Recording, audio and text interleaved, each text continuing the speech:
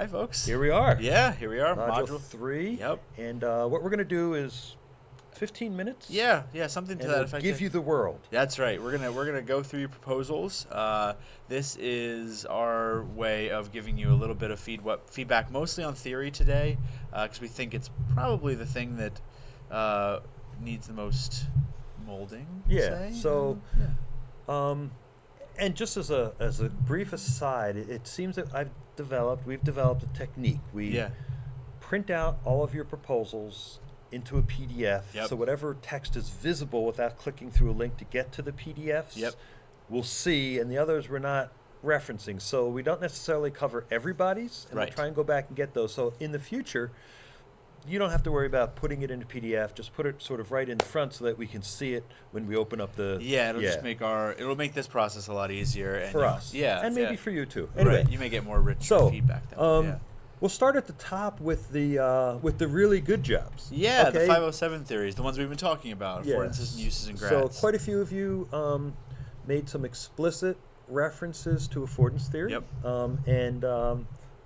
As we capture these little screen grabs, we don't know who did what. Yes. So everyone's anonymous to us right here. Right. This one on women's voices on the microphone. So here's a microphone. Yeah, absolutely. And it's just brilliant. Yeah, it really, really gets to exactly what we're trying to say. You know, and it not only is pulling in affordances, but also some uses and gratifications. So it really kind of runs the gamut of exactly what we're trying to look at. Yeah, and so it's right in the tradition in some respects of say Levy, who takes an ordinary thing like a microphone or a receipt, and says, okay, how can I unpack the theory behind these devices that aren't obvious? So so that was a really nice use of theory. Mm-hmm. The description of the telegraph in the Civil War, and you can read these. We're not going to read these. You can stop this video, read it if you'd like, or find absolutely. it. But hit pause. But here, my only quibble is that it doesn't say, "Hey, this is affordance theory." Right. It says tool. It says the telegraph became a tool of his leadership and thus helped to win the Civil War. Tool, ergo, affordance. How is that tool? Or most often, it shaped the tool shaped the use. So in that case, the characteristics of the telegraph, Lincoln said, "Whoa, that's pretty cool. Let's put it in the White House." Use that. Yeah.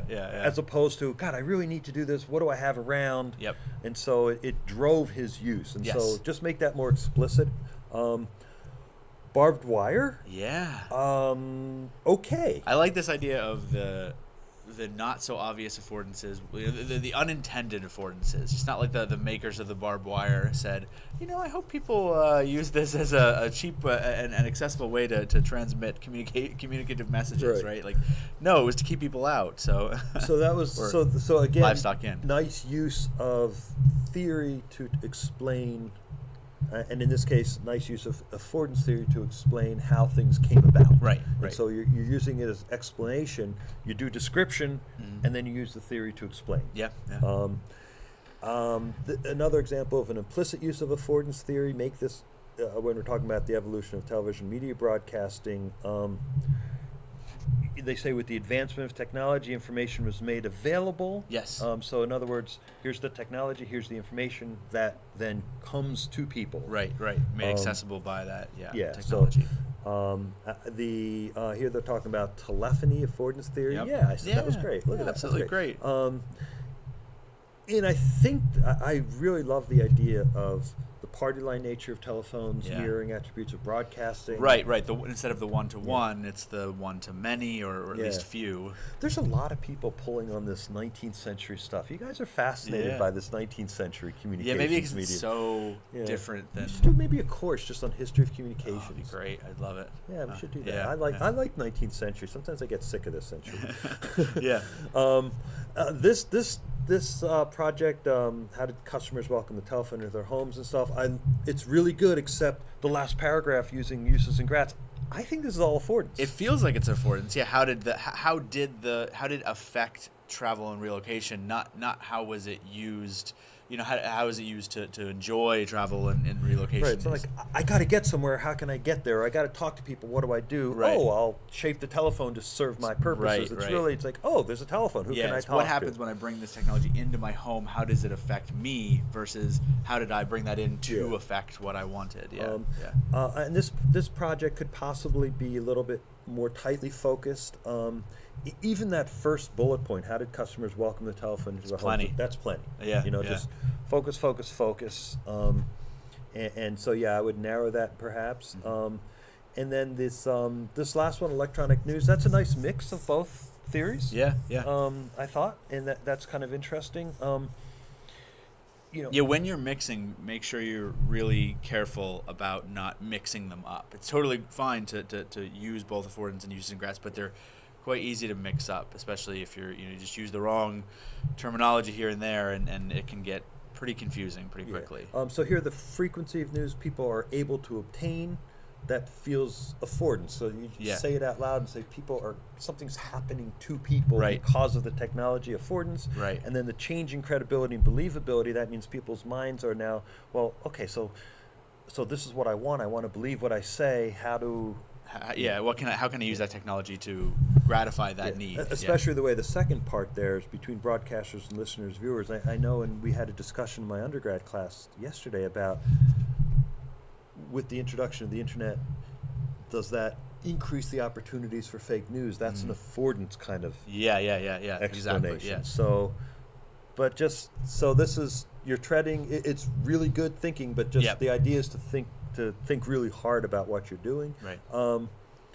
This one on the Telegraph. This is the last example of affordance. And this also blends into what we'll call political economy theory in a little bit. We'll be talking about a whole section of alternative theories. Yeah, and so, but the idea of the other thing I liked about this is that this pulls on this thread that old technologies or new technologies don't replace old technologies; they expand their use. So the telegraph doesn't kill the newspaper; it deepens the use of the newspaper. Right. Radio doesn't kill the newspaper. The internet doesn't kill radio. Right. It just sort of did kill radio, but radio broadcast. Right, exactly. Not the concept of the content changed, but the medium persisted. Actually, no. I think it's the opposite. Is it? Well, because we don't have teleplays a lot on radio anymore.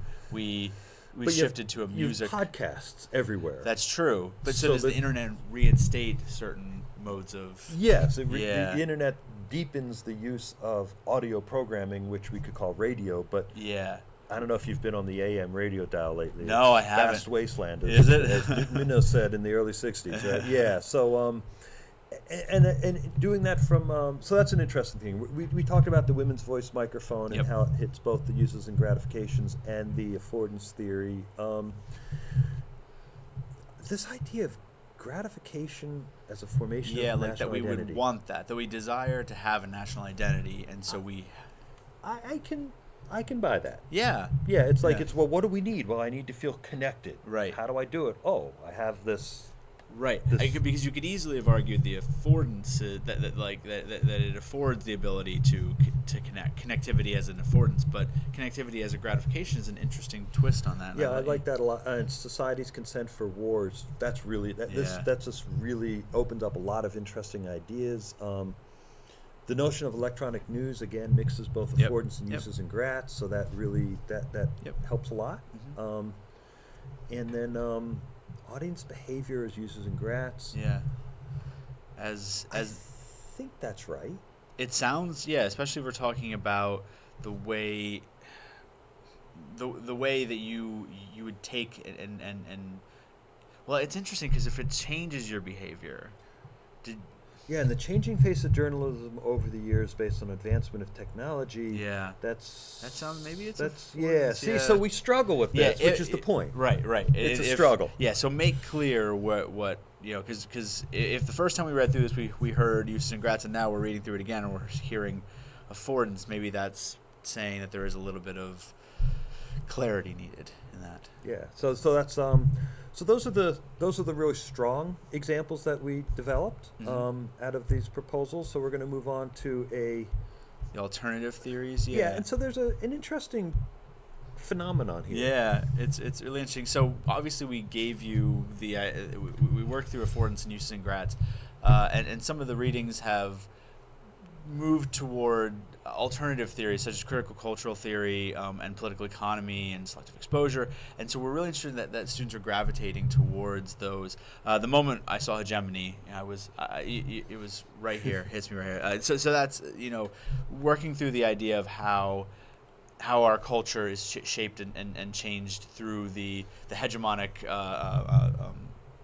cultural identity that different institutions seek to engender in us. I mean, that's really, and using the advertising model as a way to look at that, which is also somewhat political economy. So you can see a bunch of these threads being pulled, and we encourage you to pull on them. And that's fine. Yeah. We structure the affordance and uses and grats to kind of ground your work, but if you want to branch out and include some of these other ideas, go right ahead. Please so do. We're just going to highlight a couple of critical cultural theories there, and then and political economy. And sometimes it's hard sometimes to tell the difference, but this one is a perfect example of political economy, right? So it talks about how Associated Press was formed as a cooperative, and and news becomes a commodity. Right. You're all over political economy here. Absolutely. And if this is really where you want to take the discussion in the class, go right ahead. Absolutely. Yeah, we'd love it. And so, but the ethics of selling news. Yeah, exactly. Should it be more of a public, more like water that we have a right to it? I think about Twitter as public. We're off topic, but if because Twitter doesn't make money. They're having trouble monetizing it. Exactly. So maybe we should just nationalize it. Yeah, I mean, and make it like the government printing office. But okay, we'll go back. And then someone else referenced selective exposure theory. Very contemporary use for today, and so it's perfectly fine to introduce new theories. So we just wanted to draw your attention to that example, and those are perfectly good examples as well. And then we end up with the no explicit theory pile group, and so we're going to zip through these quickly and just say we don't see it. Yeah. We don't see it. And some of them are there's an undercurrent that might be there, but not even as much as the ones that we highlighted that were just implicit affordance. Right. This is even sort of less explicit. So you got radio programs in the 30 and their impact on the audience. Just talking audience impact doesn't give us a clue exactly as where you're headed. Is it the technology that's impacting them, or is it they are seeking out that impact? So where are you going with that? The telegraph certainly is revolutionary. Removes the barrier of time and distance. New pattern for people to communicate, but again, new opportunities, new jobs. Just a little general in that respect. You need to reference this and tie this to a theory, and as opposed to simply describing historical events.